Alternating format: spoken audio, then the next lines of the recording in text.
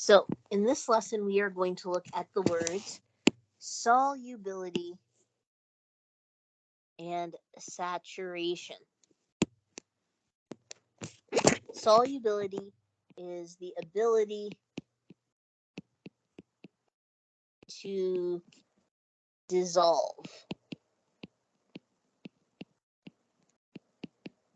in water, right? And I think we said in our previous lesson that this is more than 1 gram per 100 milliliters of water.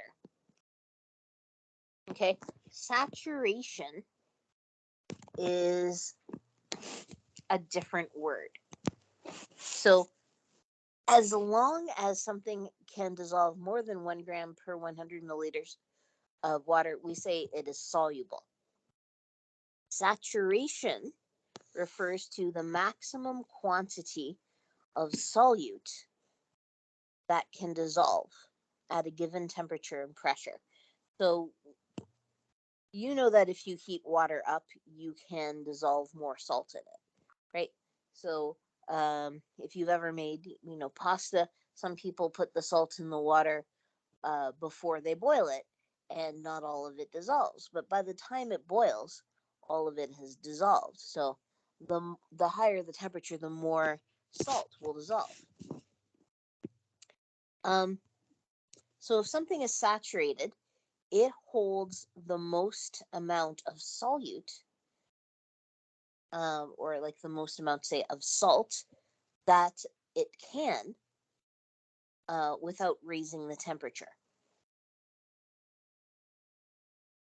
If something is unsaturated, more solute can dissolve.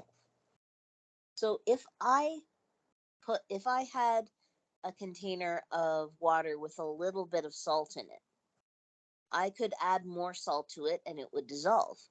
But if I had a container and it had the maximum quantity of salt that could dissolve, if it was saturated, and I added more salt, the salt would not dissolve, right?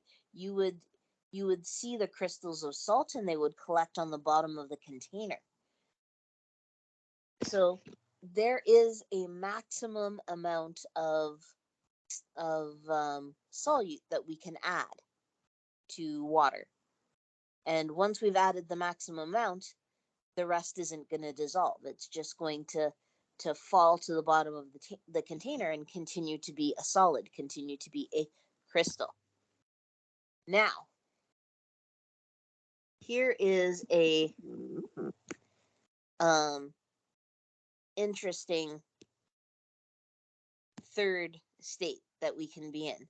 Something can be super saturated. Okay, so we can go past the maximum amount, but we have to do it in a very sneaky way. So a supersaturated solution contains more than the maximum quantity of solute, right? And you may say to yourself, well, if it's the maximum, then that shouldn't be possible, but it is. Okay, so what we can do is we can raise the temperature and then bring it back down. Okay, so another example would be soda, pop, right?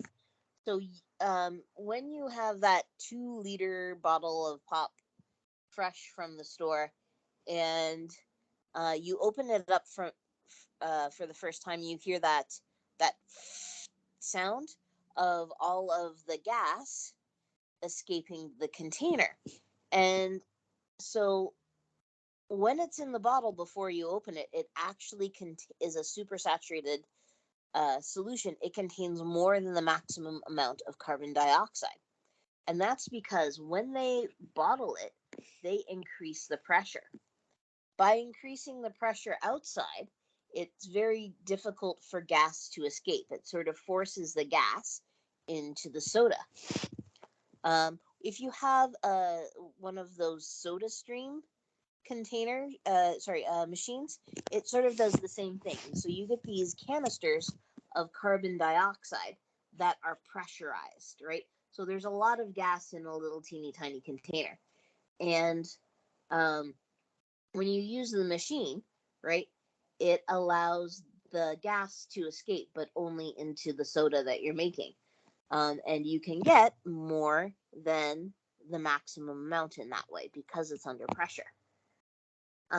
So when we open the bottle, the carbon dioxide escapes quickly because now it's no longer under pressure. It's under regular air pressure, and then the carbon dioxide can escape.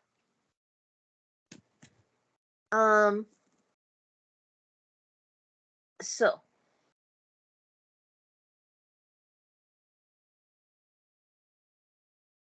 let's talk about this diagram here. This diagram shows how to make a supersaturated solution. So we have, at the beginning, we have 5 grams that have dissolved.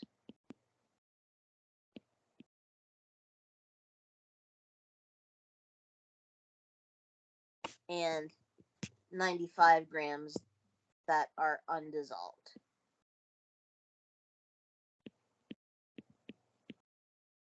Or as we might say, it's crystallized. Right? This could be anything. This could be salt. This could be any ionic compound. Right?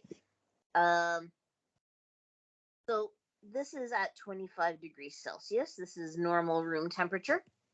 And it's still dissolving, right? We just added the salt to this water.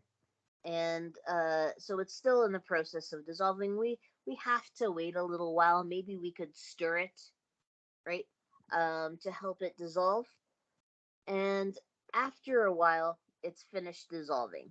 It's at what's called a dynamic equilibrium, meaning we won't see this dissolve anymore. So 91 grams has dissolved of the 100 grams of salt we added, and 9 grams still remains. Okay, and we could sit there for a week and it would still be 9 grams that have not dissolved. Then we heat this up. This triangle means heat, or means we add energy to it. Okay, and now it's at 50 degrees Celsius. The temperature has increased. And now we have 100 grams that have dissolved. Okay, so this is an unsaturated solution at 50 degrees Celsius. Right? Before we had a saturated solution at 25 degrees Celsius. So whenever you say something is saturated, it's saturated at a certain temperature. Okay, so after that happens, we should, number one, cover the top of the container so that nothing else can get in. Otherwise, sometimes this doesn't work. So if dust or something gets in your container, it can create something called a nucleation site, where the salt crystals will start growing on it, and you don't want that. So we should cover this and cool it down slowly.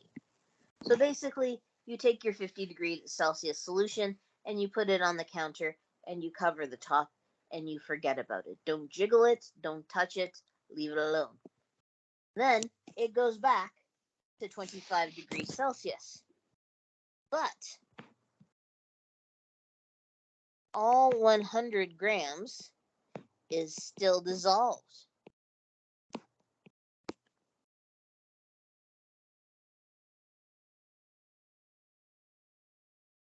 So if you do not disturb it as it cools down, everything will stay dissolved, right? And if you cool it slowly, if you cool it quickly, if you put it in the freezer, you won't get the same result. So you have to cool it slowly. right? And so now it's back to 25 degrees Celsius, but the extra 9 grams is still dissolved. This is super saturated, right? At 25 degrees, it's only supposed to be able to hold 91 grams. Okay, but now we've dissolved more than that. So we've created a supersaturated solution. Now, if you add one teeny tiny grain of salt, the rest will precipitate out.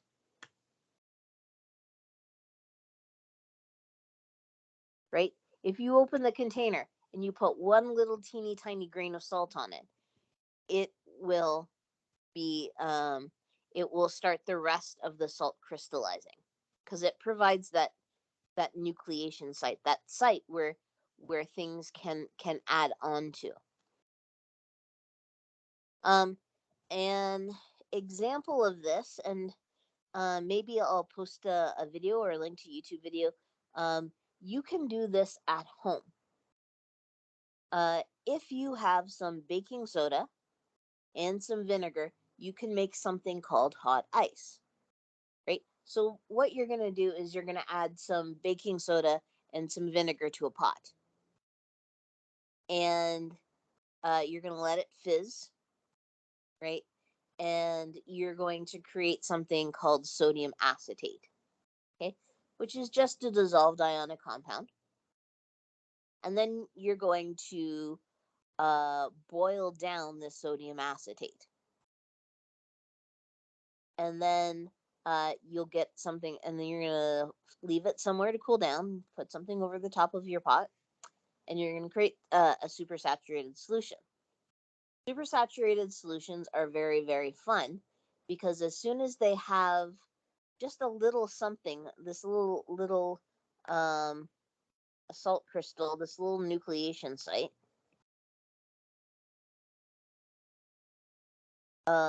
you can get the a supersaturated solution to make a solid really, really quickly.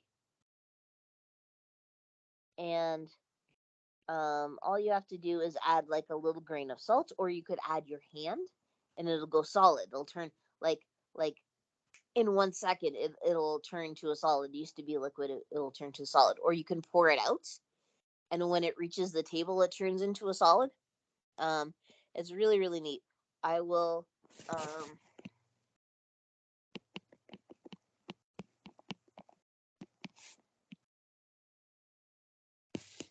post the hot ice demo for you to amaze your family and friends. So the 3 steps of making a supersaturated solution is: first, we heat up the solution that we have. Then, because it's hotter, it can accept more solute, so we add more solute. Then we allow the solution to cool, and then it will hold more solute than it does at room temperature. However, supersaturated solutions are not stable, meaning just one little teeny tiny nudge and they can precipitate out. So they are not stable.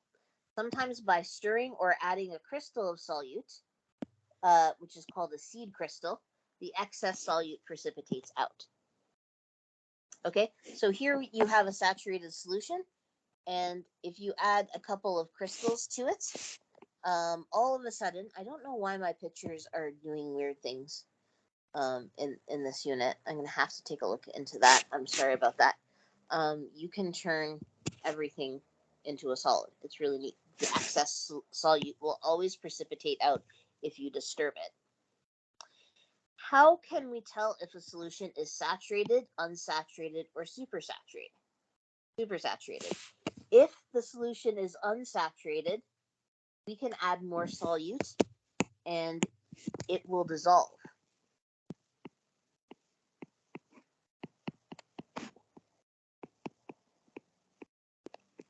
If it's saturated, no more solute will dissolve. And if it's supersaturated, it will precipitate out. if disturbed, without adding more solute.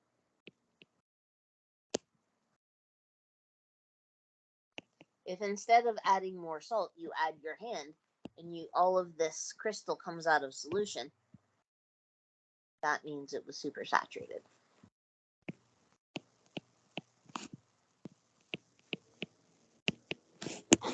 Okay, I will look at seeing what has happened to this picture. So how can, say we wanted to plan a solution, say we wanted to plan making a solution that was saturated. How would we do that? We would plan by using something called a solubility curve. A solubility curve is a chart that shows you how much salt will dissolve at any temperature that you might want to choose. Okay, so here's a solubility curve right here. And you can see along the bottom, we have the temperature in degrees Celsius. Okay, and on the y-axis, the vertical axis, we have the number of dissolved solute per, sometimes it's per kilogram of water, sometimes it's per 100 milliliters of water, but it will always be per some amount of water.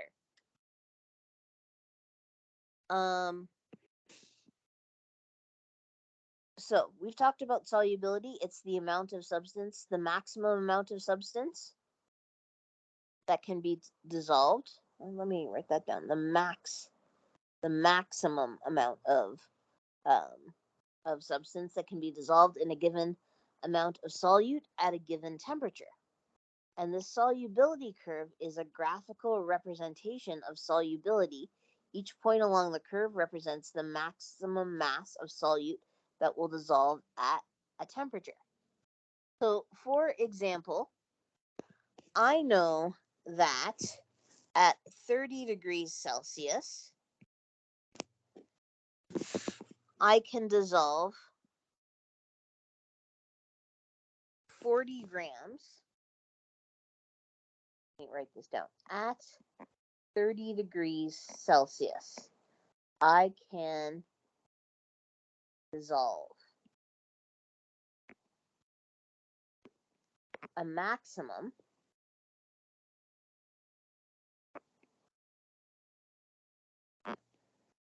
of 40 grams of solute. Does it say what solute it is? No, of course not. A maximum of 40 grams of solute, whatever this mystery solute is, in 1 kilogram of water. What if I only wanted 500 grams of water? 1 kilogram is 1,000, right? What if I only had half that? What if I only had 500 grams of water? Well, then I could only dissolve half. I could only dissolve 20 grams of solute, right? What if I had 5 kilograms of water? Well, I could dissolve 5 times 40 grams, which would be 200 grams, right? So you can scale the recipe up or down. So that is how you read the chart. Or you could say to yourself, at what temperature can I dissolve 50 grams of water in 1 kilogram? You would go over from 50, right? And you would come down and you would see, oh, I would need the water to be at about 45 degrees Celsius. So, for a given temperature and solute mass, we can determine if a solution is unsaturated or saturated or supersaturated. Okay? And all you have to do is you have to plot a point on the chart. Okay? If it is a saturated solution, it will be right on the line. Right? that line represents the maximum amount. So it represents a saturated solution. If it's unsaturated, it will be below the curve. And if it is supersaturated, it will be above the curve.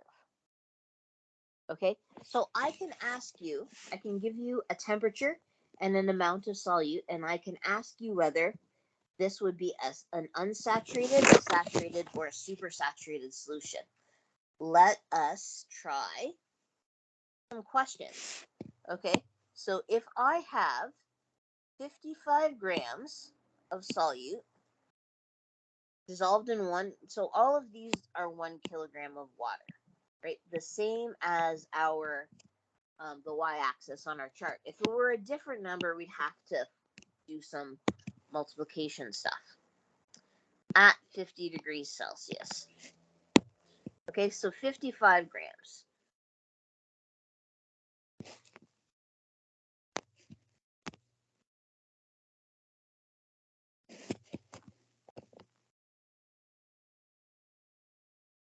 So,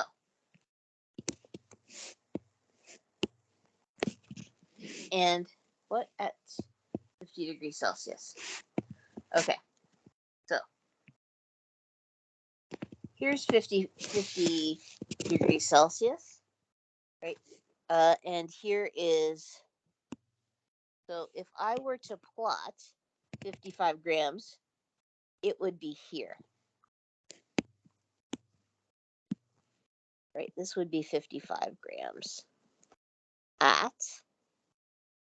well, that's not an at sign, at 50 degrees Celsius. That's what that represents, that line there, right? Because if I go down 50 degrees Celsius, and if I, I tried to turn my iPad, and if I go across, right, that's halfway between 50 and 60. So that would be 55. This is above the line. So this is a saturated solution.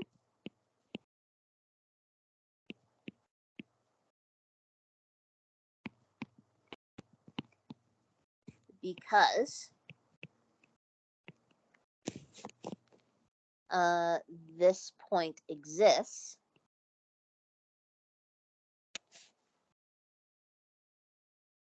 above the curve.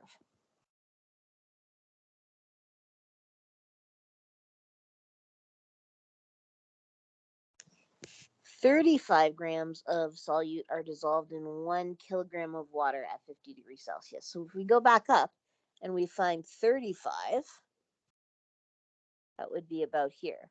This is 35 grams at 50 degrees Celsius. This is below the line. So this would be unsaturated.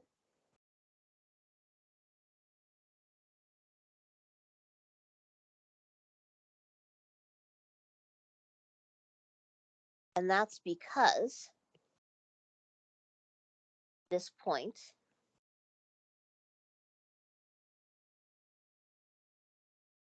exists below the curve.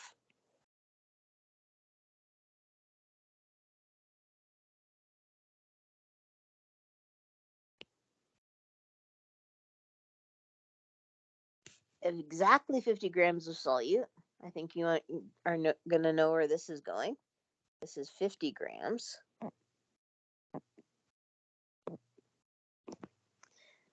Is, oh, sorry. I wrote saturated. I meant to write super saturated here. 50 grams is saturated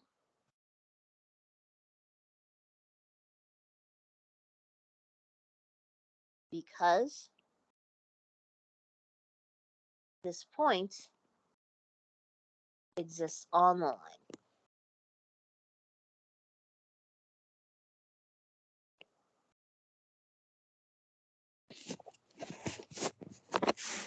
Okay, it says if we cool a saturated solution, usually a supersaturated solution will not be formed, and the excess solute will become visible.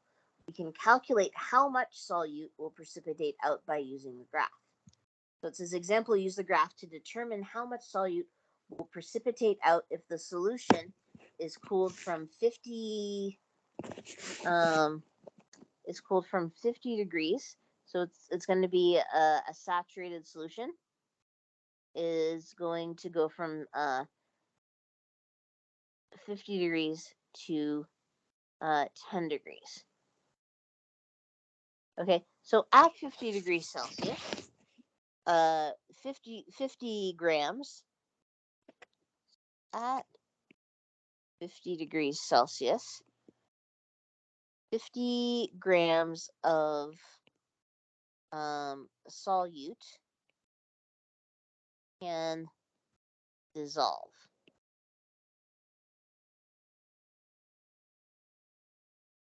At 10 degrees,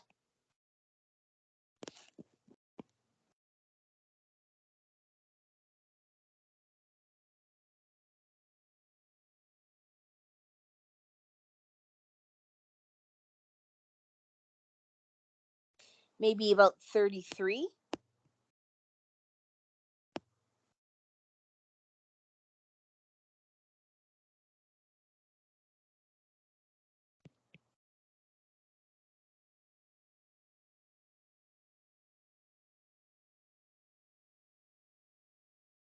So only 33 grams of solute can dissolve. So 50 minus 33 equals 17 grams will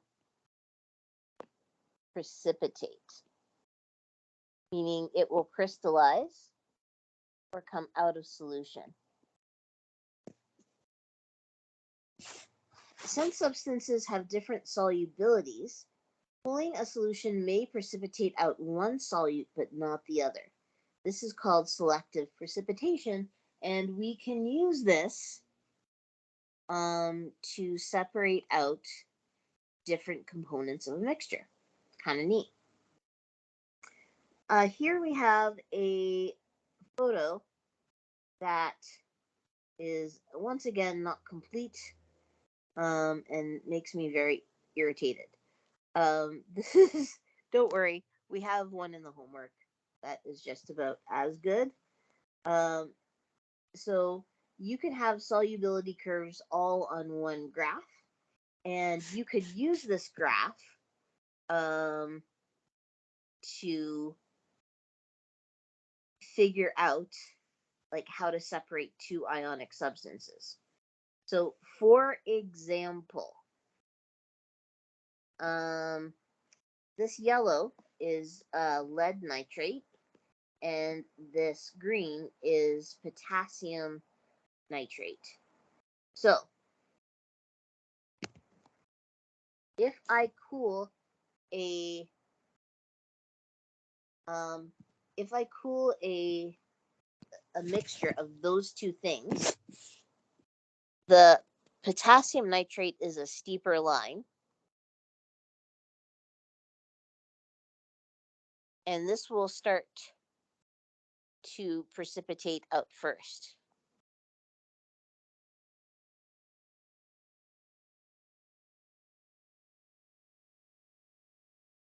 Because it can hold less. Like if we take a look here, right? If we start them both here, you can see that, you know, a little bit less in temperature, the potassium nitrate, the amount of it has really dropped. So we can sort of separate or determine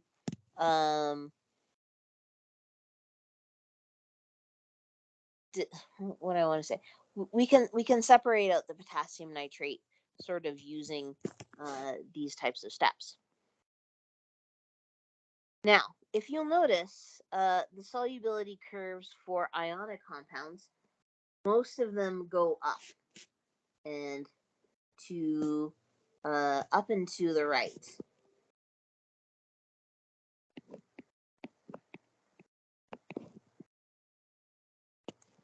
And this means that the hotter the temperature,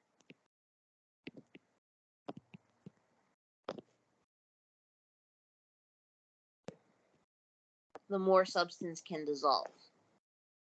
And we know that because that's how we make tea, right? Or how we make water very salty. So in general, if your substance that you're dissolving is a solid, the hotter the temperature, the more of it you can dissolve. Almost all solids are like that. But if you have a gas that you're trying to dissolve, this slants down, which means the hotter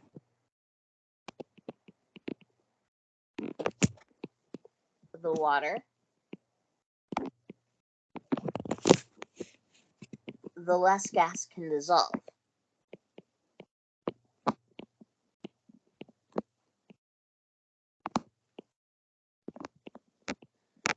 And if you've ever owned fish, you need to make sure that your aquarium is the right temperature.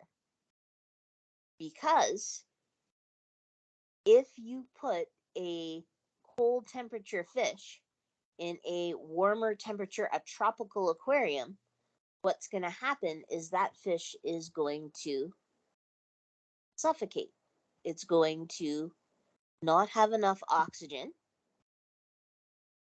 because as the water temperature increases, the less oxygen it can carry, right? So you're going to kill your cold water fish by raising the temperature of the water. And that has also applications to things like global warming, right? So if we raise the temperature of the planet, that includes the oceans. And all of a sudden, the water in the oceans and the lakes doesn't hold as much oxygen. And then what happens? All of the living things that live in those bodies of water, they do not get enough oxygen, and they die. Right? That's why global warming is so dangerous.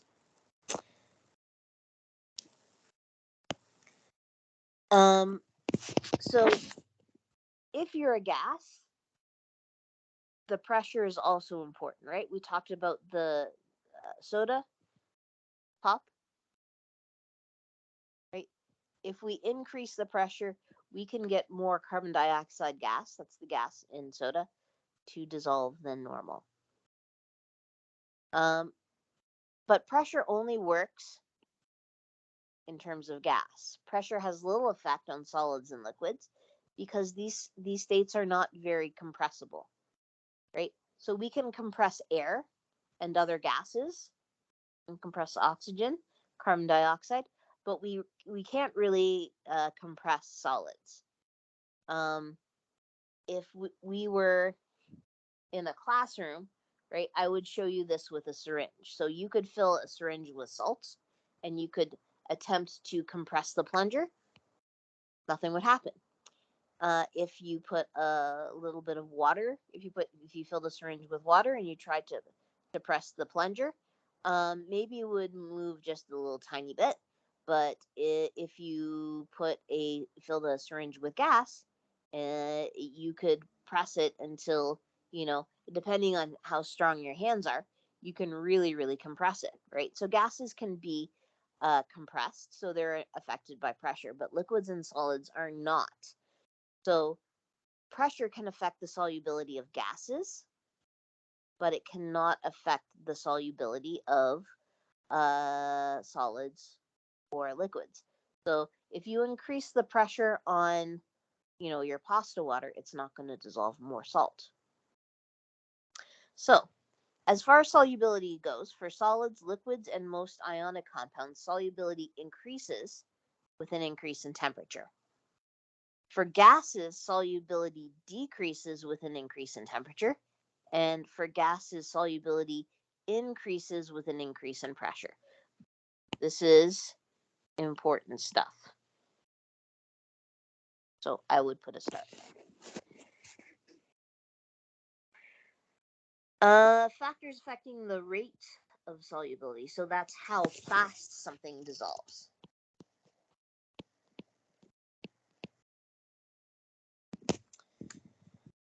So you are, you know, woke up in the morning and you're trying to make your coffee or your tea.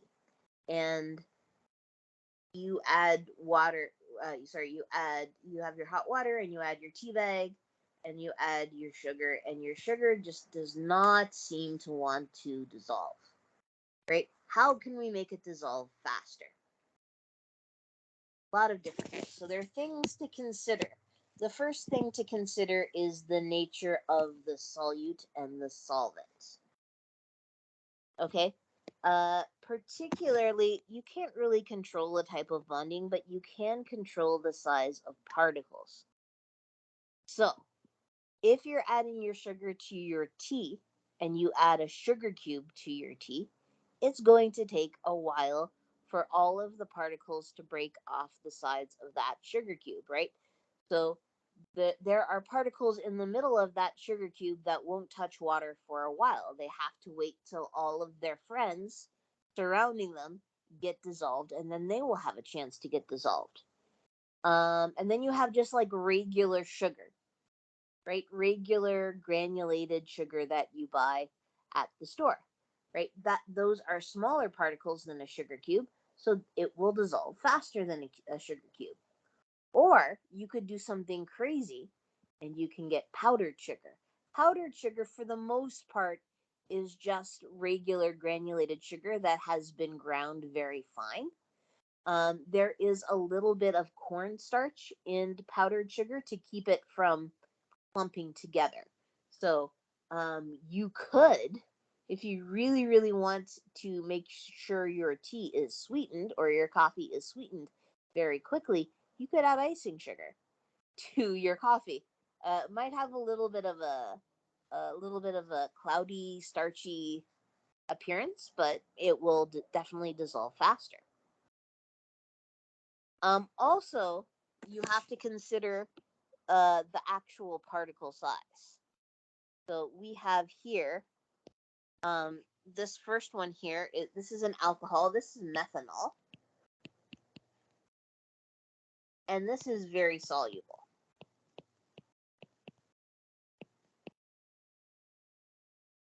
And this is 1, 2, 3, 4, 5. This is pentanol. So both of these are alcohols, and this is less soluble. Less soluble in water. And the reason why that is, okay, if you have an alcohol, the CH part is nonpolar, and the OH part is polar. So if you have a very big alcohol, the non-polar part, right, as we increase the size of the alcohol, gets bigger and bigger, and the polar part gets smaller and smaller, and that makes it harder for bigger alcohols to dissolve than smaller alcohols. So this CH3OH has just a very small CH component compared to its OH component, right?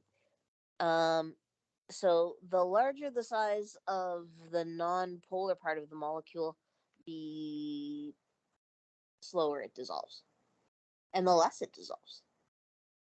There's also ionic size. So small ions are more closely bonded together than large ions. So compounds containing smaller ions tend to be less soluble. Okay, so going down family 7 or family 17. So it says VII. This, we're gonna cross that. We're gonna write family 17. Fluorine, chlorine, bromine, and iodine. Compounds that contain iodine are more soluble.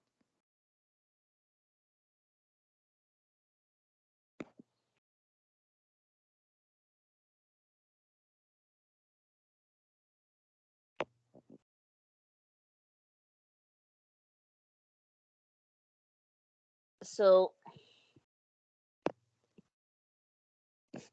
this is especially important if you're looking at, for example, acids. Hydrochloric acid is a really strong acid. Hydrofluoric acid is not really a very strong acid. And that's because chlorine is lower than fluorine on the periodic table, and its ion size will be bigger. So fluorine is in row 2, so it's going to have 2 valence shells. Or sorry, not 2 valence shells, 2 electron shells, right? And chlorine is going to have 3 electron shells. So chlorine is bigger, and that means its nucleus is farther away from where the electrons from, you know, the other element in the compound would be. So the force of attraction is just less strong. So hydrochloric acid, hydrobromic acid, hydroiodic acid, they break up really easily because the group 17 element is very big, and its nucleus is farther away from the electrons in hydrogen. Hydrofluoric acid doesn't break up as much as those other three, and it's actually a weaker acid because of that. Ionic charge. Compounds of ions with small charges. Small ions are more closely bonded together than large ions, and compounds containing smaller ions tend to be less soluble. Compounds of ions with small charges tend to be soluble. For example, salts of alkali metals are all very soluble. If you look at your solubility rules, right, all of these alkali metals, they're very so alkali is group 1.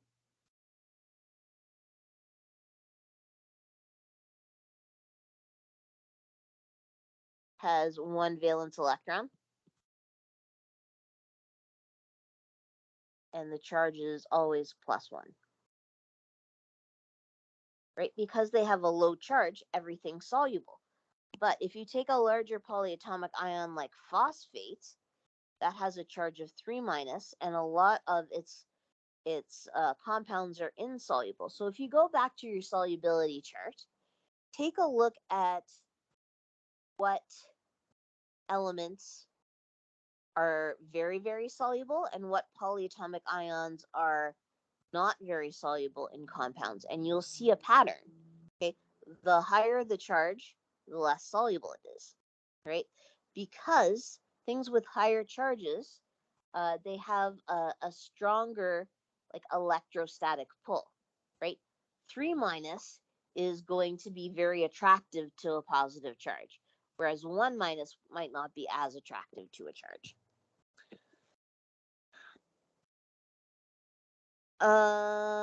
And then we look at temperature. Like, why do gases decrease as temperature goes up? That's because it causes gas molecules to leave the liquid. The higher the temperature, the more likely they are to go into turn into a gas. Solids and liquids, as the temperature increases, it causes the solid molecules to become more soluble because they start moving faster. And a liquid, temperature increase or decrease has very little effect. So if you're putting 2 liquids together, it doesn't really matter about the temperature. Pressure only affects gases dissolved in liquids or gases dissolved in solids. Gases dissolved in other gases, doesn't matter what pressure is. Henry's law states that the solubility of gases in a liquid is directly proportional to the pressure of the gas above the liquid. Therefore, soft drinks are under pressure while they're in the bottle before you remove the bottle cap, so that the carbon dioxide dissolves in liquid. But once you remove the bottle cap, all of the gas will leave. Right. So here you can see this represents we're adding pressure, and all of the gas molecules get forced down into the liquid. This is where we're going to stop, and I will make a second video on electrolytes.